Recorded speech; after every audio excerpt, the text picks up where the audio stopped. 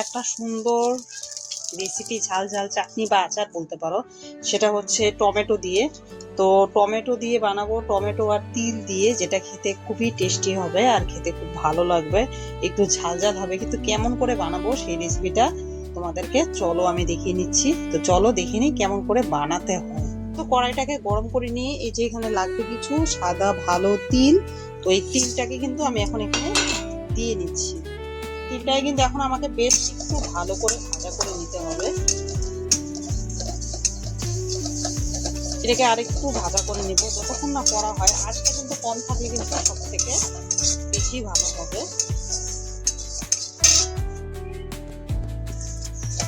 এটাকে আরেকটু ভাজা করে নিব, কড়া না হওয়া পর্যন্ত কিন্তু আমি একে ভাজা করে নিব।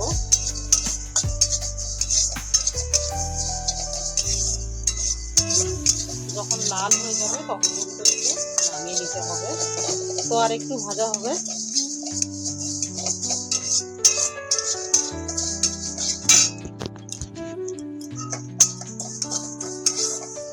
এখনো কিন্তু অতটা লাল হয়নি, জাস্ট দেখো হালকা লাল হচ্ছে, কিন্তু এই লালে কিন্তু হবে না, পুরোপুরি লাল লাগবে।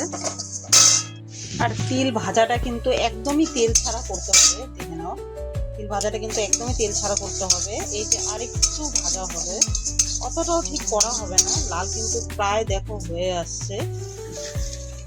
ঠিক এরকম সেম কালারের হবে, কিন্তু আরেকটু ভাজা হবে। হ্যাঁ, এটাকে কিন্তু এখন নামানোর সময় কিন্তু হয়ে গিয়েছে। আর কোনো যখন তিলটা ভাজা করবে তখন কিন্তু তেল দিতে হবে না, একদমই সম্পূর্ণ তেল ছাড়া ভাজা হবে তিলটা। এটা কিন্তু এখন আমার নামিয়ে নিতে হবে তিলটাকে, কারণ ভাজাটা কিন্তু অনেকটাই হয়ে গিয়েছে। ঠিক এরকম কালারের লাল, এই টাইপের কালারের লালটা করলে কিন্তু সব থেকে বেশি ভালো হবে। তো আমি এখন চলো এটাকে নামিয়ে নিচ্ছি। নামিয়ে নেওয়ার পর একে একে কি দিব সেটা তোমাদেরকে আমি অবশ্যই দেখাবো। তো এখন তিলটাকে আমি একটু এরকম করে নামিয়ে নিচ্ছি।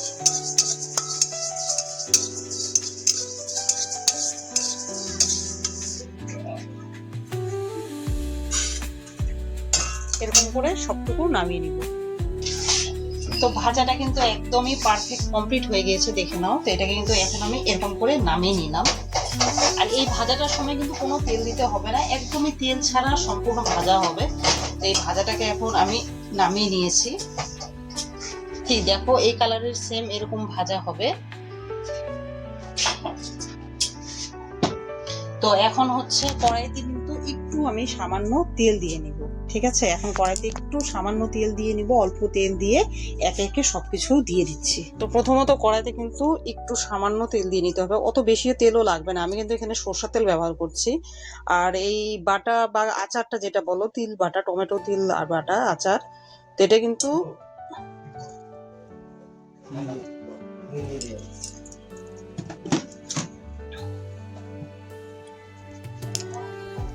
এটুকু দিয়েই হয়ে যাবে। তো এটাকে কিন্তু এখন একটু জাস্ট গরম করে নিতে হবে, না গরম করলে হবে না।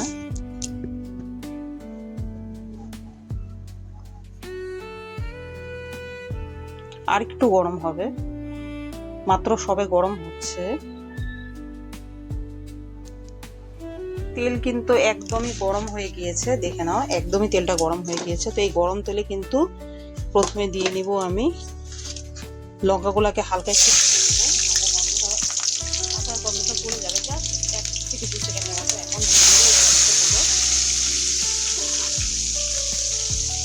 টমেটোগুলোকে কিন্তু ভালো করে নাড়াচাড়া করে দিতে হবে। আর টমেটোর মধ্যে ভিজিয়ে দিতে হবে পরিমাণ মতো নুন দিয়ে দিতে হবে, কারণ নুনটা তো দিতেই হবে।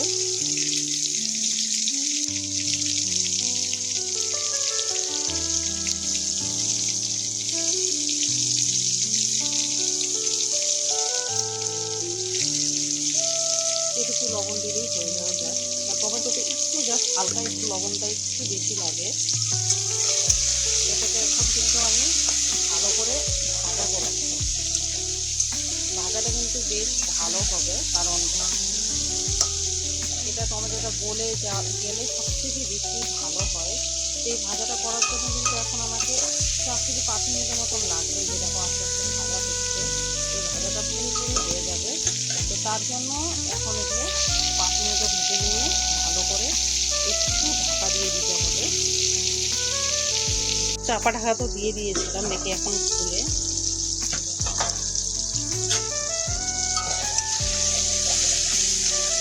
এটা কিন্তু প্রায় অনেকটাই গলে এসছে। এখন কিন্তু আর একটু সামান্য হবে, কালারটা দেখো কতটা সুন্দর এসছে। এটা করা কিন্তু একদম ঝটপট হয়ে যায় আর খেতে কিন্তু খুব টেস্টি লাগে। এটা কিন্তু আরেকটু হবে, জাস্ট গলছে এগুলো, দেখো কত সুন্দর করে ফুটছে। এটাকে ফুটতে দিয়ে নেবো। টমেটো কালারটা কিন্তু একদম পারফেক্ট চলে এসছে। এটাকে কিন্তু এখন আরেকটু ভাজা করে নেব।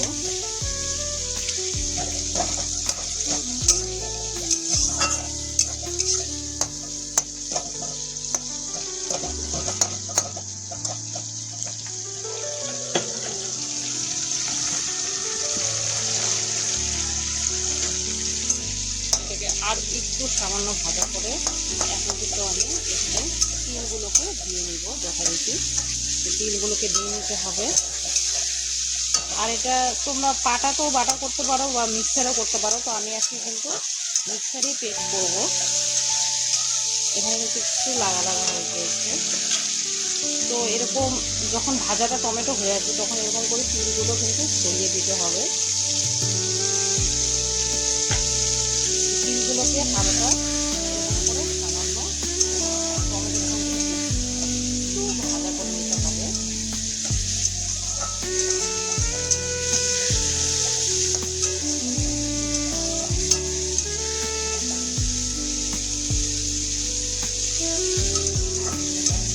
এটা কিন্তু আরও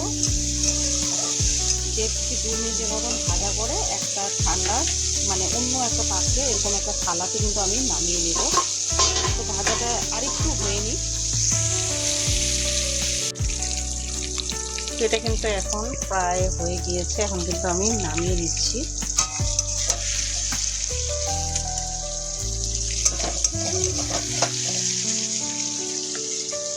এটাকে নামিয়ে নিয়ে এখন মিক্সারে দিতে হবে ঠান্ডা করে, ঠিক আছে? কতটা গরম দিব না, আমি ঠান্ডা করে কিন্তু একদম দিয়ে দেবো। তো এটাকে আমি এখন নামিয়ে নিচ্ছি একদম।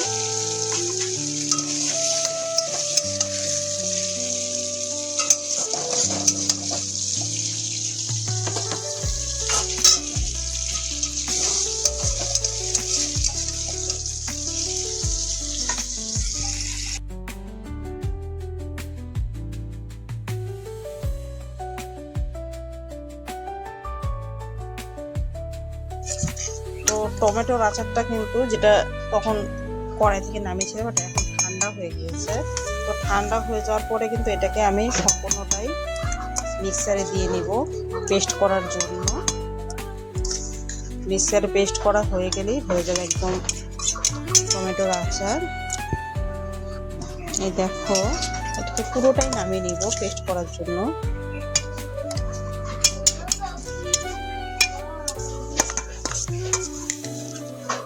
তো নামিয়ে নিচ্ছি আচারটা।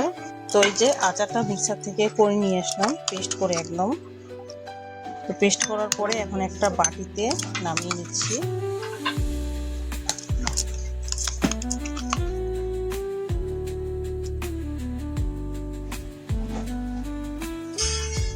একদমই রেডি হয়ে গিয়েছে তিল আর টমেটোর আচার। এটা খেতে কিন্তু খুবই টেস্টি লাগে। দেখতেই পাচ্ছ একদম পেস্ট করে নিয়েছি তিল আর টমেটোর আচার।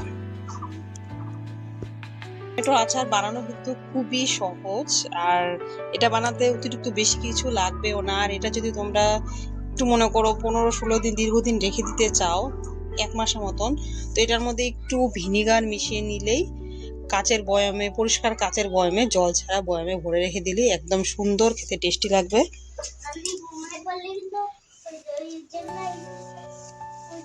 আমার কাছে তো এটা দারুণ লাগে। একটু টক টক লাগে, তিলও থাকে, ফ্লেভারটা খুব সুন্দর হয় আর ভালো হয়। তো তোমরা কিন্তু এই সহজেই তিলের আচারটা বানিয়ে নিতে পারো। আর ভিডিওটি যদি ভালো লেগে থাকে চ্যানেলটিকে অবশ্যই লাইক আর সাবস্ক্রাইব করবে। সবাই খুব ভালো থাকো। তিলের আচারের রেসিপিটা কেমন লাগলো তোমাদেরকে কাছে অবশ্যই আমাকে জানিও। বাই।